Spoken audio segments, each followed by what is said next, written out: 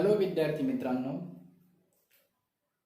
या अगोदर आपण वर्ग 10 विषय अल्जेब्रा त्यामधील पहिलं प्रकरण आहे linear equations in two variables. हे आपण अगोदर पाहिलेलं आहे किंवा शिकलेलो आहोत. आज आपण प्रॅक्टिस सेट 1.5 शिकणार आहोत. आता प्रॅक्टिस सेट 1.5 मध्ये जे काही लिनियर इक्वेशन आहेत, या लिनियर इक्वेशनवर आपल्याला शाब्दिक उदाहरणं विचारलेले आहेत, वर्ड प्रॉब्लेम आपल्याला विचारलेले आहेत. आता हे वर्ड प्रॉब्लेम कसे सॉल्व्ह करायचे, यासाठी मुख्य कोणत्या गोष्टी आपल्याला हाताळाव्या लागतील, या गोष्टीकडे लक्ष देणे गरजेचे आहे. आता या शाब्दिक उदाहरणेमध्ये सर्वात महत्त्वाची गोष्ट ती म्हणजे अटी. ज्या काही आपल्याला अटी दिलेल्या असतील एक्झाम्पलमध्ये किंवा जे काही कंडिशन्स असतील, त्या सर्वच्या सर्व कंडिशन्स आपल्याला व्यवस्थितपणे फॉलो कराव्या लागतात. तर मग आपण आज प्रॅक्टिस सेट 1.5 घेणार आहे. आता प्रॅक्टिस सेट 1.5 मधलं जे पहिलं एक्झाम्पल आहे, ते पहिलं एक्झाम्पल आहे 2 numbers differ by 3. 2 numbers differ by 3. The sum of twice the smaller number and thrice the greater number is 90. आणि एक कंडिशन्स आपल्याला अशी दिलेली आहे की लहान संख्येची दुप्पट आणि मोठ्या संख्येची तिप्पट, लहान संख्येची दुप्पट आणि मोठ्या संख्येची तिप्पट यांची बेरीज 19 आहे. तर ते नंबर्स कोणते किंवा त्या संख्या कोणत्या? तर मग हे एक्झाम्पल सॉल्व्ह करत असताना ज्या काही आपल्याला कंडिशन्स दिलेल्या असतील, त्या कंडिशन्स आपल्याला योग्य पद्धतीने हाताळाव्या लागतील. म्हणून हे एक्झाम्पल सॉल्व्ह करत असताना आपण काही एखादा स्मॉलर नंबर असेल, एखादा ग्रेटर नंबर असेल, तर याची आपल्याला एखादी व्हॅल्यू आपल्याला सपोज म्हणून करावी लागते. ती म्हणजे अशी, आता मी हे एक्झाम्पल सॉल्व्ह करत असताना सपोज मध्ये स्मॉलर नंबरची व्हॅल्यू घेतो. पहा, लक्ष द्या. Suppose smaller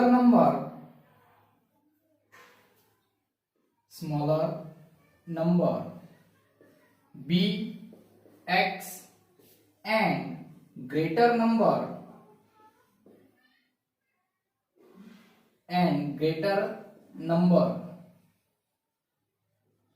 b y. म्हणजे इथं आपण एक जो लहान नंबर आहे, तो लहान नंबर घेतला आपण x, आणि जो ग्रेटर नंबर आहे तो ग्रेटर नंबर घेतला आपण y. मग आता एक लक्षात ठेवायचं की जे पहिली कंडिशन्स आपल्याला दिलेली आहे, त्या पहिल्या कंडिशन्स मध्ये त्या दोन नंबर मधील जो डिफरन्स आहे तो डिफरन्स आहे 3 चा. मग आपण असं लिहू शकतो, from the given first condition. आता पहिल्या कंडिशन नुसार जर आपण पाहिलं तर एक इक्वेशन आपल्याला मिळेल, ते म्हणजे असं. आता एक गोष्ट नेहमी लक्षात ठेवायची, आता डिफर म्हटल्यानंतर डिफर हा किंवा फरक जो आहे तो फरक पॉझिटिव्ह असेल. म्हणजेच आपल्याला जो ग्रेटर नंबर असते, त्या ग्रेटर नंबर मधून स्मॉलर नंबर काय करायचा आहे, सबट्रॅक्ट करायचा आहे. मग greater number y minus smaller number आहे x इज इक्वल टू, आणि जो डिफर दिलेला आहे तो डिफर दिलेला आहे आपल्याला 3. हे झालं इक्वेशन नंबर 1. म्हणजे अशा पद्धतीने ज्या काही एक्झाम्पल मध्ये कंडिशन्स दिल्या जातील, त्या कंडिशन्स वरून आपल्याला इक्वेशन्स तयार करायची आहे, आणि मिळालेल्या इक्वेशन्स पासून जे काही व्हेरिएबल्स असतील त्या व्हेरिएबलची आपल्याला व्हॅल्यू काढायची आहे किंवा त्या एक्झाम्पलचं सोल्युशन काढायचं आहे. आता सेकंड कंडिशन अशी दिलेली आहे की स्मॉलर नंबरची दुप्पट आणि ग्रेटर नंबरची तिप्पट, थ्राइस द ग्रेटर नंबर, यांची जी सम आहे, यांची जी बेरीज आहे, ती बेरीज दिलेली आहे 90. म्हणून आपण इथे लिहू शकतो, from the given second condition. आता सेकंड कंडिशन दिलेली आहे, जो स्मॉलर नंबर आहे त्या स्मॉलर नंबरची दुप्पट. आता लक्ष द्या, स्मॉलर नंबर आहे आपला x, मग याची दुप्पट म्हणजे 2x. ठीक आहे. त्याच्यानंतर सम दिलेली आहे म्हणून प्लसचं साइन लागेल. ठीक आहे. आणि ग्रेटर नंबरची तिप्पट, थ्राईस द ग्रेटर नंबर म्हणजेच थ्राईस वाय. ठीक आहे, यांची सम दिलेली आहे आपल्याला 19, equation number 2.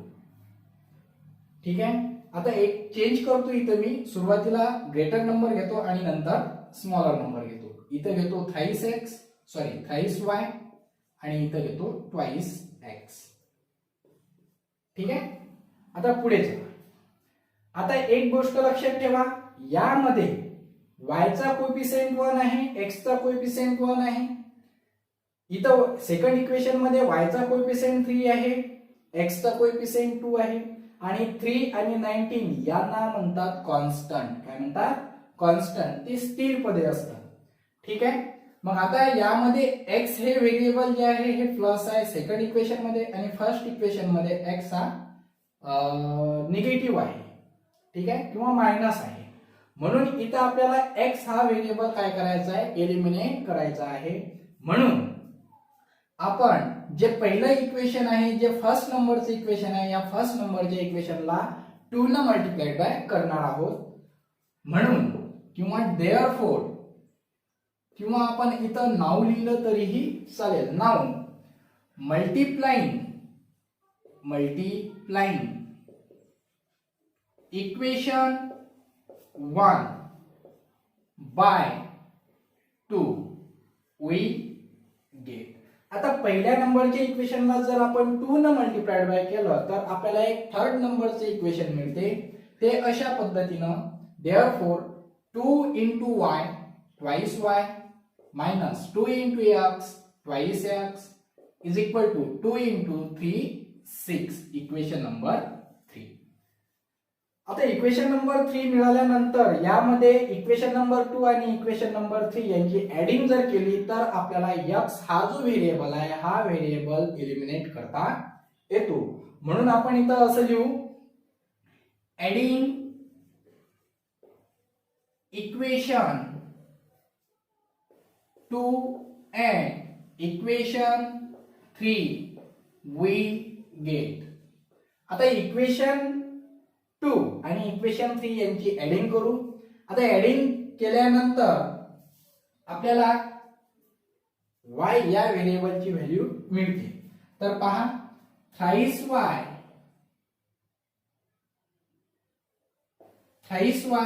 Plus twice x is equal to 19.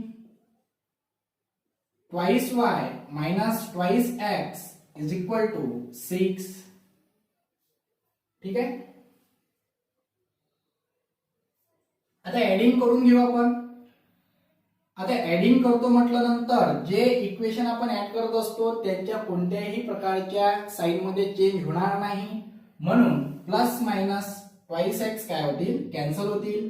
आणि thrice y plus twice y is equal to 5y is equal to 19 plus 6 is equal to 25. ठीक आहे, हा 5 इकडे मल्टिप्लाइड बाय इकडे डिवाइड बाय येईल. मग therefore y is equal to 25 upon 5. Therefore y is equal to 5, कारण 5 5 25. म्हणजे इथंच आपल्याला कोणता नंबर मिळालेला आहे? Greater number. कोणता नंबर? Greater number y. ठीक आहे, आता y ही y ची व्हॅल्यू 5 आहे. म्हणून ही व्हॅल्यू जर सपोज आपण या फर्स्ट इक्वेशन मध्ये जर पुट केली तर आपल्याला x या व्हेरिएबलची व्हॅल्यू मिळते. म्हणून now y is equal to 5 put in equation number 1. ठीक आहे, वी गेट. तर पहा, y ची व्हॅल्यू आहे 5 minus x is equal to 3. हे पहिलं इक्वेशन. पहिल्या इक्वेशन मध्ये y ची व्हॅल्यू आपण पुट केली. हा x इकडे मायनस आहे, इकडे प्लस होईल. देअरफोर 5 3 इकडे प्लस आहे, इकडे मायनस होईल. मायनस 3 इज इक्वल टू हा मायनसचा प्लस होईल म्हणजे x. Therefore x is equal to 5 minus 3 2. म्हणजे इथं आपल्याला जो स्मॉलर नंबर आहे x तो स्मॉलर नंबरची व्हॅल्यू सुद्धा मिळाली. मग आता हे सर्व एक्झाम्पल सॉल्व्ह झाल्यानंतर आपल्याला एक सेंटेन्स लिहायचा आहे. ते म्हणजे the smaller number is, therefore the smaller number is, smaller number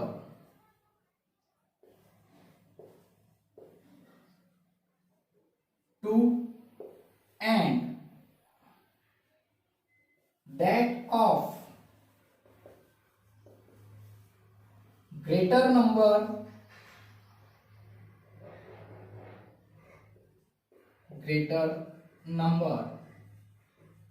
is 5. ठीक आहे, अशा पद्धतीने आपल्याला हे एक्झाम्पल सॉल्व्ह करता येते. सेम तुम्हाला हे एक्झाम्पल समजलं असेल अशी मी आशा करतो आणि लगेच आपण सेकंड एक्झाम्पल सॉल्व्ह करून घेणार आहोत. यानंतरचं सेकंड एक्झाम्पल आहे कंप्लीट द फॉलोइंग. एक ऍक्टिव्हिटी स्वरूपाचं एक्झाम्पल दिलेलं आहे. यामध्ये आपल्याला हे जे काही उदाहरण दिलेलं आहे हे उदाहरण आपल्याला सॉल्व्ह करायचं आहे. आता प्रश्न असा आहे, या सेकंड क्वेश्चन मध्ये असं सांगितलेलं आहे आय एम अ रेक्टँगल. आता रेक्टँगल मी एक आयत आहे आणि त्यानंतर आपल्याला त्या रेक्टँगल वरूनच विचारलेलं आहे find the values of x and Y. X आणि वाय यांच्या व्हॅल्यू आपल्याला फाइंड करायचं आहे. एक्स आणि वाय ची व्हॅल्यू फाइंड केल्यानंतर फाइंड माय पेरिमीटर्स अँड एरिया. आता याचा अर्थ काय, आयात काय म्हणतो की माझं पेरिमीटर म्हणजे परिमिती आणि एरिया म्हणजे क्षेत्रफळ आपल्याला काढायचं आहे. तर मग हे एक्झाम्पल आपण सॉल्व्ह करून घेणार आहे. आता सुरुवातीला आपल्याला दिलेला आहे हा रेक्टँगल आहे, परंतु आपल्याला रेक्टँगलची एक प्रॉपर्टीज माहित असणं आवश्यक आहे. ते म्हणजे अशी की opposite sides are of rectangle are equal. ठीक आहे, म्हणजेच आपल्याला असं म्हणता येईल की opposite sides of rectangles are congruent किंवा मग आपल्याला इक्वल असं म्हणता येते. म्हणून आपण इथं लिहून घेऊ according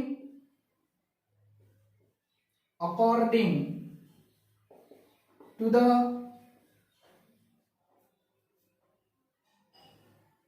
rectangle properties of rectangle असं लिहू. properties of rectangle opposite sides of rectangle are congruent.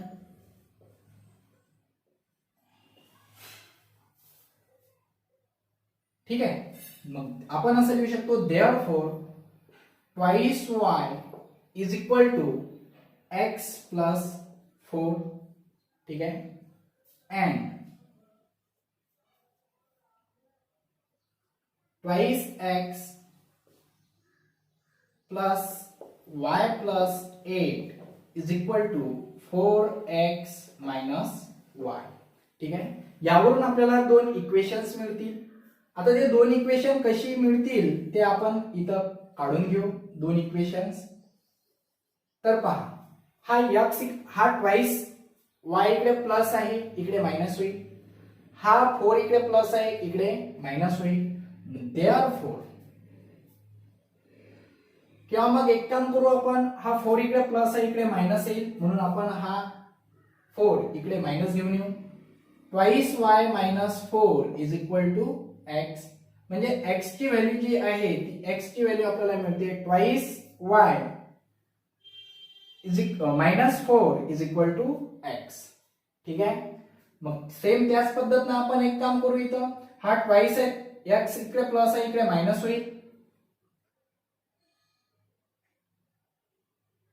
हा y इकडे प्लस आहे इकडे मायनस होईल म्हणून आपण मायनस मायनस मध्ये घेऊन जाऊ.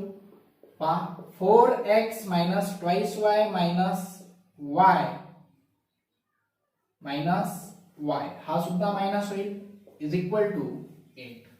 ठीक आहे, 4x मायनस ट्वाइस x घ्यायचा आहे आपल्याला इथं. 4x minus twice x is equal to twice x minus y plus minus minus plus होतात परंतु साइन मायनसचं राहते म्हणून y plus y is equal to twice y is equal to 8. ठीक आहे, आता करायचं एक आहे की जी काही x ची व्हॅल्यू आहे ही x ची व्हॅल्यू आपल्याला या इक्वेशन मध्ये पुट करायची आहे. ठीक आहे, मग यामध्ये आपण पुट करून घेऊ व्हॅल्यू. तर पहा, नाव याला इक्वेशन नंबर 1 म्हणू आपण सध्याचं. नाव x is equal to twice y minus 4 putting in equation 1. ठीक आहे, मग आता या इक्वेशन 1 मध्ये आपण ही व्हॅल्यू पुट करू म्हणजे जी 2 in bracket twice y minus 4 twice y minus 4 minus twice y is equal to 8. 2 into 2y 4y minus 2 into minus 4 म्हणजे minus 8. 2 into minus 2 म्हणजे minus 2 into minus 2y म्हणजे 4y minus 4y is equal to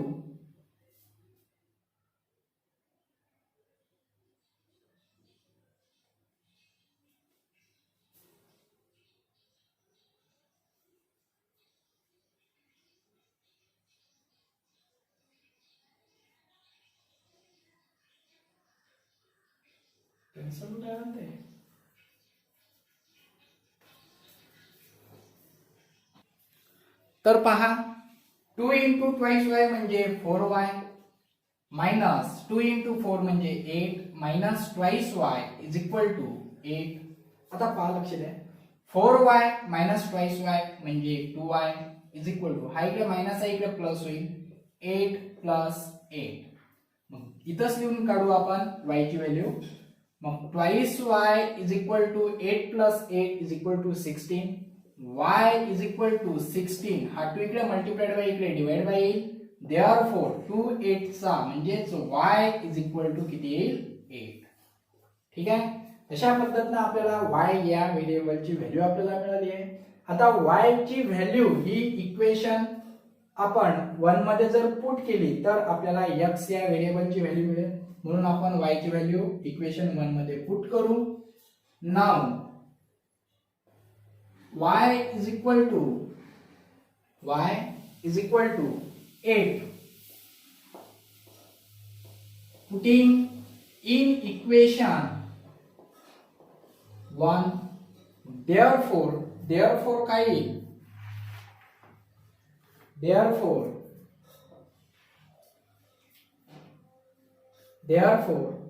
2 twice x minus 2 into 8 is equal to 8.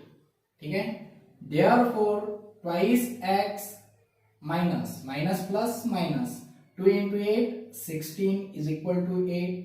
therefore twice x is equal to, हा 16 इकडे minus आहे इकडे plus होईल म्हणजे 8 plus 16. therefore x is equal to 16 plus 8 is equal to 24 divided by 2. हा इकडे multiplied by इकडे divide bye. therefore x is equal to 2 1 चा 2 आणि 2 2 चा 4. ठीक आहे, म्हणजे x या व्हेरिएबलची व्हॅल्यू सुद्धा आपल्याला काय मिळेल 2 मिळेल, सॉरी 12 मिळेल. ठीक आहे, मग आता आपल्याला विचारलेला आहे फाइंड माय पेरिमीटर्स अँड एरिया. मग therefore perimeter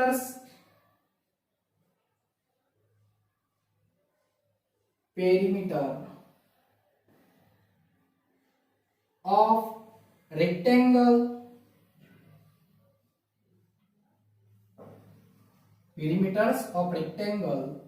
is equal to, आता आपल्याला एक गोष्ट माहित असणं लक्षात असणं गरजेचं आहे, ते म्हणजे की रेक्टँगलचे पेरिमीटरचा फॉर्म्युला काय आहे.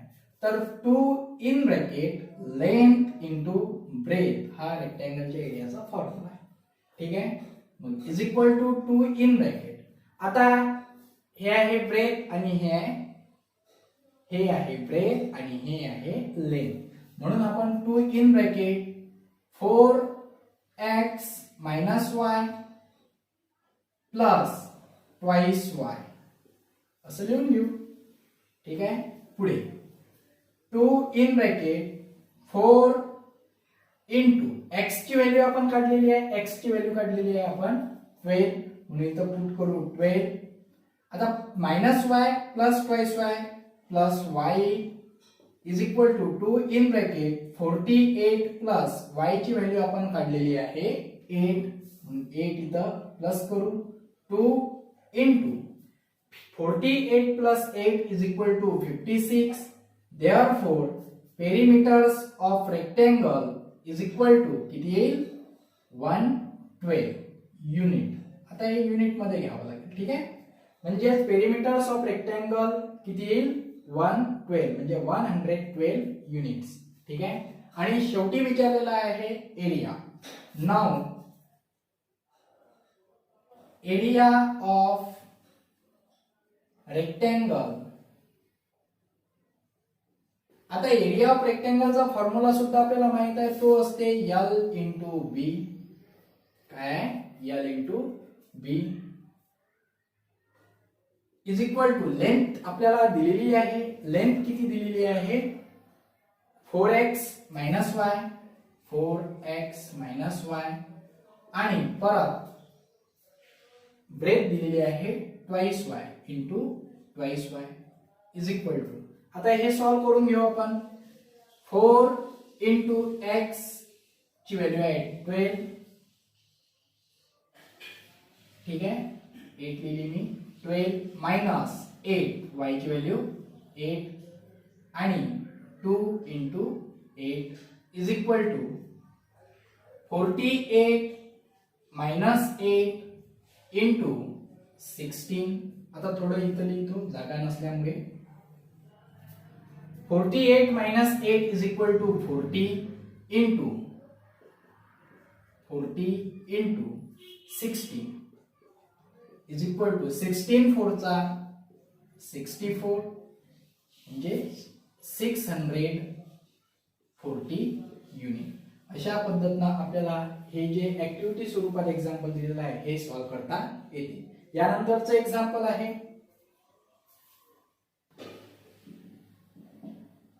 तर विद्यार्थी मित्रांनो यानंतरचं एक्झाम्पल आहे 3rd नंबरचं. The sum of father age and twice the age of his son is 70. आता वडिलांचं वय आणि त्यांच्या मुलांच्या वयाच्या दुप्पट त्यांच्या मुलांच्या वयाची दुप्पट यांची बेरीज 70 वर्ष आहे. If we double the age of the father and add it to the age of his son, the sum is 95.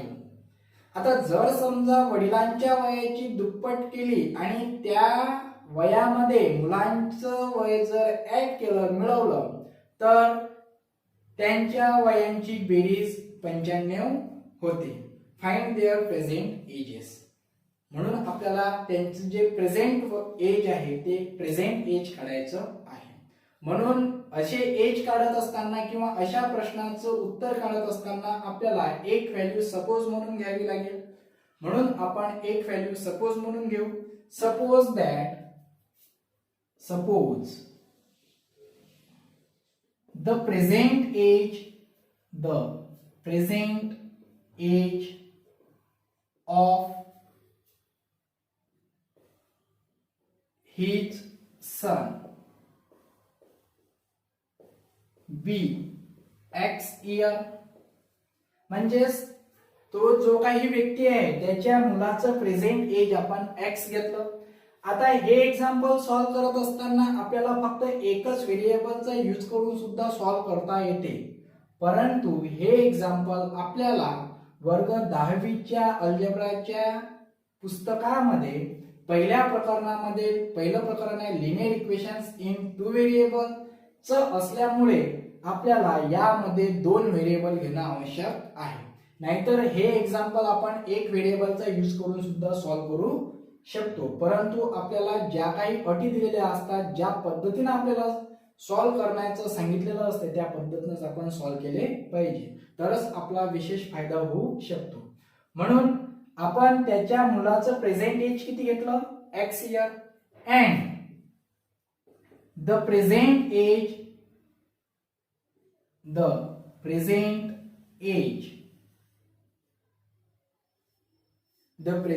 Age of father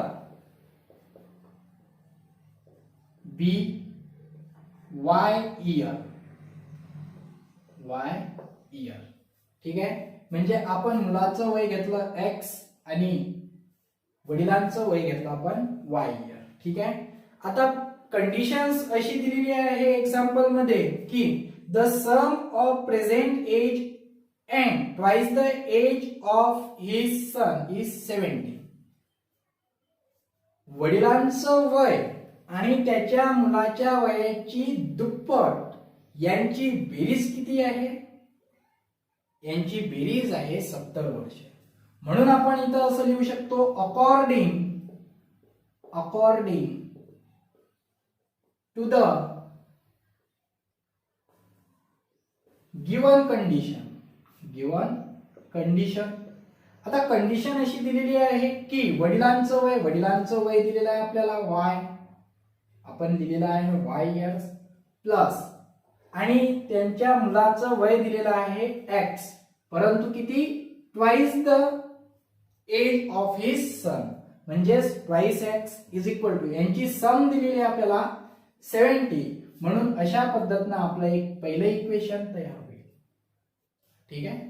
पहिलं इक्वेशन तयार झालं आपलं y plus twice x is equal to 70. आता same याच example मध्ये आपल्याला second condition दिलेली आहे.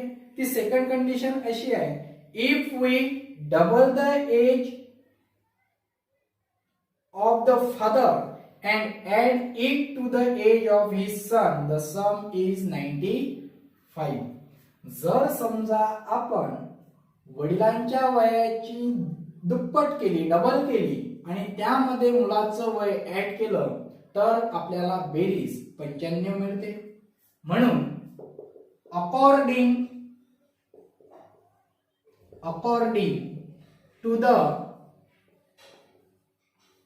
Second condition. आता ही गिवन फर्स्ट कंडिशन आहे आणि ही आहे to the given second condition.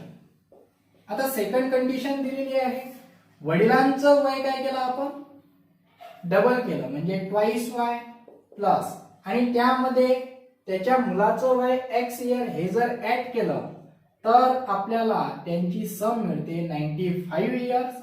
Equation number 2. ठीक आहे. आता एक काम करू आपण त्यांची आपल्याला प्रेझेंट एज काढायची आहे म्हणून आपण इक्वेशन जे फर्स्ट आहे त्या फर्स्ट इक्वेशनला आपण 2 न मल्टिप्लाइड बाय करणार आहोत. Now multiplying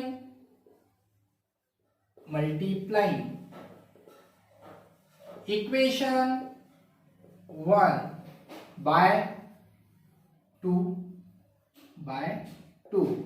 we get. आता 2 न जर पहिल्या इक्वेशनला आपण मल्टिप्लाइड बाय केलं तर आपल्याला एक नवीन तिसरे इक्वेशन मिळते. ते अशा पद्धतीने 2 into y म्हणजे twice y plus 2 into twice x म्हणजे 4x is equal to 2 into 70 म्हणजेच 140 आणि इक्वेशन नंबर झालं 3. ठीक आहे. आता यामध्ये इक्वेशन नंबर 2 मध्ये आणि इक्वेशन नंबर 3 मध्ये काय कॉमन आहे ते पहा. ट्वाइस y हा कॉमन आहे म्हणून आपण हा जो y व्हेरिएबल आहे हा y व्हेरिएबल आपण कॅन्सल करू शकतो. म्हणून इक्वेशन नंबर 3 मधून इक्वेशन नंबर 2 काय करू आपण सबट्रॅक्ट करू. Subtracting equation 2 from equation 3. आता इक्वेशन 3 मधून इक्वेशन 2 आपल्याला सबट्रॅक्ट करायचं आहे. देअरफॉर पहा इक्वेशन नंबर 3 आहे twice y plus 4x is equal to 140. हे आहे इक्वेशन नंबर 3. आणि सबट्रॅक्ट इक्वेशन करायचं आहे 2 म्हणजे twice y plus x is equal to 95 equation number आहे 2. आता एक गोष्ट लक्षात ठेवायची ती म्हणजे एखादं इक्वेशन आपण सबट्रॅक्ट करत असलो तर त्या इक्वेशन मधील प्रत्येक साइन चेंज होते. जे प्लसचं असेल ते मायनसचं होते आणि जे मायनसचं असेल ते प्लस होते. म्हणून हे प्लसचं मायनस होईल, हे प्लसचं मायनस होईल आणि हे सुद्धा प्लसचं मायनस होईल. मग twice y minus twice y cancel. 4x minus x is equal to thrice x is equal to 140 मधून जर 95 आपण सबट्रॅक्ट केले तर आन्सर येईल 45. ठीक आहे. 3 इकडे मल्टिप्लाइड बाय इकडे divide bye. Therefore x is equal to 45 divided by 3. Therefore x is equal to 50. म्हणजे इथे आपल्याला x ची व्हॅल्यू मिळालेली आहे ती आहे 50. आता x ची व्हॅल्यू 50 नाही ही जर आपण इक्वेशन नंबर 2 मध्ये 1 मध्ये जर पुट केली तर आपल्याला y ची व्हॅल्यू मिळेल. Now x is equal to 15 putting in equation 1 we get. आता पहा या इक्वेशन मध्ये आपण x ची व्हॅल्यू 50 आहे ही पुट करू म्हणजेच आपल्याला असं म्हणता येईल y प्लस 2 इंटू x ची व्हॅल्यू आहे 15 इज इक्वल टू 70. ठीक आहे. y प्लस 15 2 चा 30 इज इक्वल टू 70. 30 इकडे प्लस आहे इकडे मायनस होईल. Therefore y is equal to 70 minus 30. Therefore y is equal to 70 minus 30 is equal to 40. म्हणजेच आपल्याला इथं x आणि y यांच्या व्हॅल्यू मिळालेल्या आहे. x ची व्हॅल्यू आपण काढलेली आहे 15 आणि y ची व्हॅल्यू काढलेली आहे आपण 40. म्हणजे यावरून आपल्याला असं म्हणता येईल की the present age of his son is 15 years and the present age of father be किती 40 years. ठीक आहे. अशा पद्धतीने आपण हे एक्झाम्पल जे काही शाब्दिक उदाहरण आहे हे शाब्दिक उदाहरण सॉल्व्ह करू शकतो. म्हणजेच ज्या काही आपल्याला कंडिशन्स एक्झाम्पल मध्ये दिलेल्या असतील त्या कंडिशन्स योग्य पद्धतीने हाताळल्यास आपल्याला ते एक्झाम्पल सॉल्व्ह करता येते. आणि इथे शेवटी आपल्याला एक सेंटेन्स लिहायचं आहे. The present age of his son. पहिले फादरचं घेऊ आपण. ऑफ फादर इज किती आला 40 years and that of his son is 15 years. अशा पद्धतीने आपल्याला हे एक्झाम्पल सॉल्व्ह करता येते आणि हे एक्झाम्पल जवळपास आपल्याला 3 मार्क्स साठी विचारलं जाऊ शकते. ठीक आहे. नंतरचं एक्झाम्पल आपण घेणार आहे